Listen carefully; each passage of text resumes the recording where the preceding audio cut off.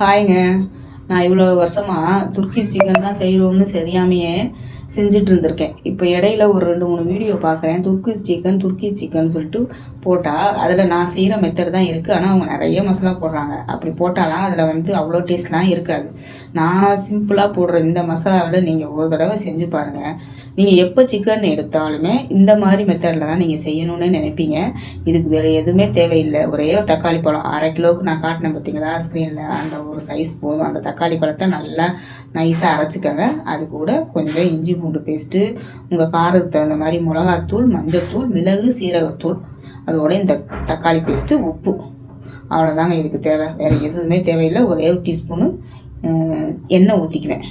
எண்ணெய் ஊற்றினா அந்த எண்ணெய் வாசம் அந்த சிக்கனில் இறங்கி பொரிக்கும் போது நல்லாயிருக்கும். பார்க்க டேஸ்ட்டும் நல்லாயிருக்கும். அதனால் அந்த மாதிரி பண்ணிக்குவேன். அவ்வளோதான். அந்த பாருங்க நல்லா பரட்டிட்டேன். இதில் தயிர் ஊற்றலாம். தயிர் ஊற்றினா கொஞ்சம் புளிப்புத்தன்மை அதிகம் கொடுக்கும். புளிப்பு இல்லாத தயிர் கூட நீங்கள் ஊற்றிக்கோங்க. அதுக்கப்புறம் கொஞ்சம் கருவேப்பிலையை போட்டு மேஷ் பண்ணி ஃப்ரிட்ஜில் கொஞ்சம் நேரம் வச்சுட்டேன். நம்ம செய்கிறதுக்கு கொஞ்சம் நேரத்துக்கு முன்னாடி செஞ்சு வச்சாலே போதும்.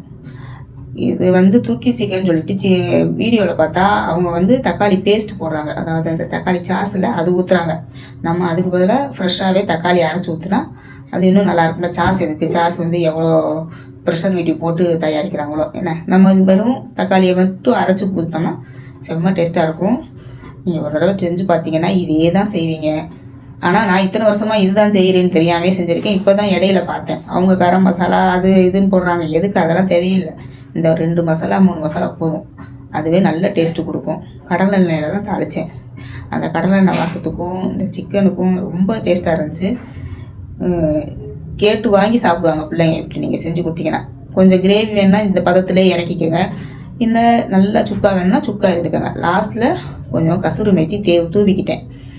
அதுக்கப்புறம் இறக்கும்போது நல்லா சுருளைக்கரல இறக்கும்போது லாஸ்ட்டில் கொத்தமல்லி தூவி இறக்கி ரசம், சாம்பார் சாதம், சும்மா சாதத்துக்கு கூட போய் செஞ்சு சாப்பிட்லாம். செம்ம சூப்பராக இருக்கும். செஞ்சு பார்த்துட்டு சொல்லுங்கள்.